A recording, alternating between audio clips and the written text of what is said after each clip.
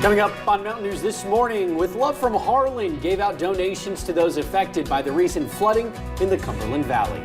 And flooding caused major damage in parts of central Kentucky, including a Williamsburg church. But members there say the flooding has not shaken their faith.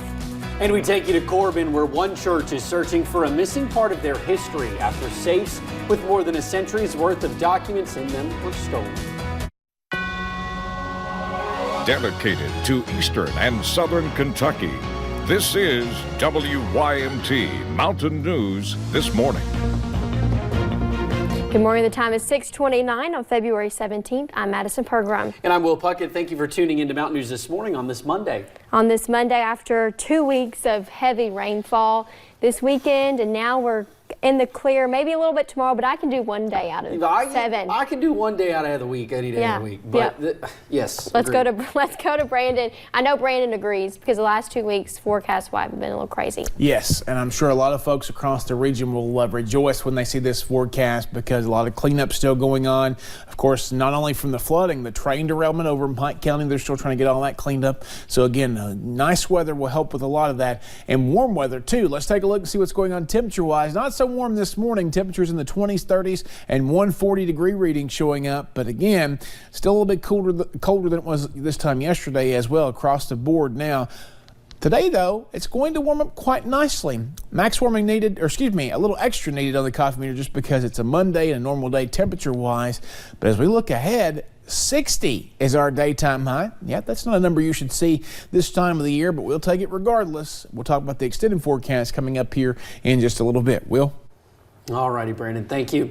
Well, it was a Thanksgiving dinner in February. Chad's Hope Adult and Teen Challenge celebrated the holiday Saturday because last Thanksgiving, the organization suffered a fire that destroyed the floor and parts of the building. Thankfully, no one was hurt in the fire. We visited the organization and found that despite the November fire, Chad's Hope is still spreading their love. The students and their families that are here today, it's truly all about love. It's truly all about restoration of family, restoration of lives, and being able to love life again. Chad's Hope expects to start the rebuilding within the next few weeks.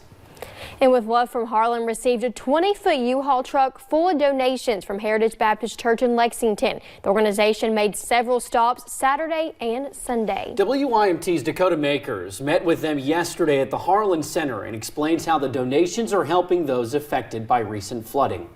You're welcome, Frank. What you like? Everyday supplies. Hundreds of gallons of bleach and vinegar. Becoming a luxury for those who were affected by the recent flooding. The first thing that these people are going to have to do is clean up before they can even think about, what they've lost or what they're going to have to get and what their needs are. And for Chuck Hatmaker, the flooding is all too familiar. We lost everything we had 2 years ago. After just recovering from a flood 2 years ago. Now it's hit us again. It's just real disheartening. For reasons like this, With Love from Harlan steps in. Leslie Bledsoe says when she saw the flooding, she knew she had to get busy collecting supplies. And for those receiving the supplies, they just feel so blessed that other people are reaching out to them and offering them help. Even though the flooding has come and gone, these supplies are spreading love with those affected. In Harlan, Dakota Makris, WYMT Mountain News. Now, With Love from Harlan was able to give away everything that was donated, even leaving the Harlan Center in an empty U-Haul truck. And flooding caused major damage in parts of central Kentucky, including a Williamsburg church. While cleanup efforts continue, that has not stopped them from still holding worship services. The founder of the church says this experience has given them even more of a reason and a chance to talk about the Bible. This is a terrible experience, and I wouldn't wish this on anybody, but I would not trade this experience for nothing in the world because you can see God move every single day. If you would like to see how you can help the church with cleanup, you can contact members through the Power Pack Ministries Facebook page. Well, to Corbin now, where part of a church's history is now gone after 2 safes were stolen from Faber Baptist Church. The safes contained every single document the church had from its start more than 100 years ago. WYMT's Emily Bennett talked to members at the church who say they are just heartbroken. A church singing praises, but with heavy hearts. It's history. Last Sunday, a member wanted to review some dates in the history of the church. And so I said, no problem, we'll just go up in the safe and get them right out of there. And went up there and no safes. 2 safes. Probably about 2.5 feet. And they're a little taller than that. Containing every church document from the very first meeting more than 100 years ago. It's a record of their service to the church and to the Lord. It covers the entire history of all the people from that day that it started till today that have made this church stand in time for over 100 years. With no sign of entry. No, not broken window, not all the doors still locked, everything else. No clues of who could have taken them. They were this big. Only buying the safes to protect the documents from harm. They lasted for 100 years in a file cabinet, and then we bought safes. Now they're gone. They do not look to press charges. We just asked for the documents. The safes are yours. Only wanting what is most precious to them. We just would like to have our history back. To stop the feeling of losing the last 100 years. In Whitley County, Emily Bennett, WYMT Mountain News. Now, Miles is pleading for anyone with any information to come forward, even offering to give the combination to the safes if they can just return the documents. Well, one of the horses rescued where more than 20 were shot and killed in Floyd County is now ready to find a forever home.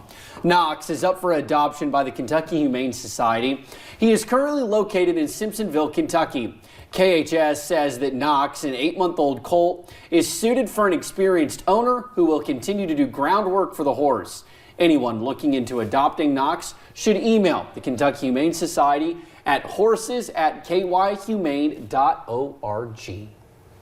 And a puppy named Nipsey is okay despite eating a bag of crack cocaine. The pit bull was in his Detroit yard Wednesday when police began searching a neighboring property. Police say a suspect then threw the bag of drugs over the fence and Nipsey ate it. When officers realized what had happened, they called the Michigan Humane Society for help. Humane Society staff came and transported Nipsey to a nearby veterinarian clinic. There they gave him free treatment and observation overnight. Now the 1-year-old dog is back home with his owner. A dog in Indiana is now getting help at a shelter after someone found her in a dumpster. The Madison County Humane Society claims the pit bull mix has one of the worst infections it has ever seen. Kelly Rinke shows us how she is doing. You're just shaking. You can't be cold.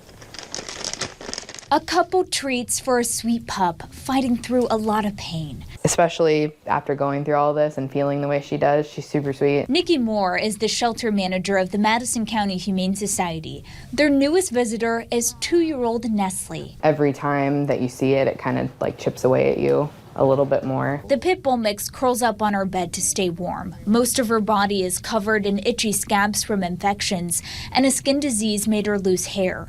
Moore believes her illness was neglected for some time. Have you ever seen it this bad? No, she's the worst I've seen. Moore claims someone found Nestle in a box in a dumpster this week. The person brought the dog to the shelter so she could get help. They thought that she had acid poured on her, and they were afraid that she wasn't going to make it. Thankfully, that was not the case. After a visit to the vet, Nestle is now on medication. The Humane Society explains it will take months for her to heal. We just want to find a place where she can heal. They are grateful someone was able to find her and get her out of the bitter cold. Especially being in somewhere where she couldn't get out, who knows what would have happened. In Anderson, I'm Kelly Rinke, CBS 4 News.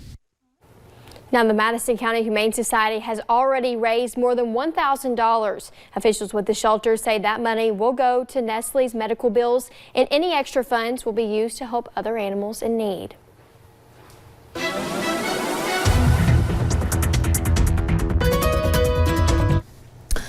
Forecast this morning starting off with just a few clouds, mainly clear skies, but we're going to see more of those clouds start to increase as we head deeper into the daytime hours. Temperatures, we're seeing those in the 20s, 30s, and 40s this morning. Only 140-degree reading left, though. Jackson holding strong there. Wise and Pike were close there in the upper 30s, but mainly upper 20s, mid to upper 20s, and low 30s across the region. So you'll need just a minute or two to scrape that frost off of your windshield this morning. Some of it probably formed there in the clear skies of the overnight. Out the door forecast forecast today, we are going to see temperatures that will climb into the 60-degree range. That'll be pretty nice after some sunshine early this morning.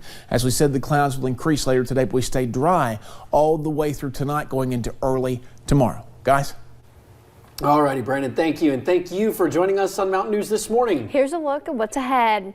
The Daytona 500 is getting extra buzz this year with President Trump serving as the race's Grand Marshal. And Harriet Tubman may not appear on the $20 bill anytime soon, but that does not mean you can't pay for things using her likeness.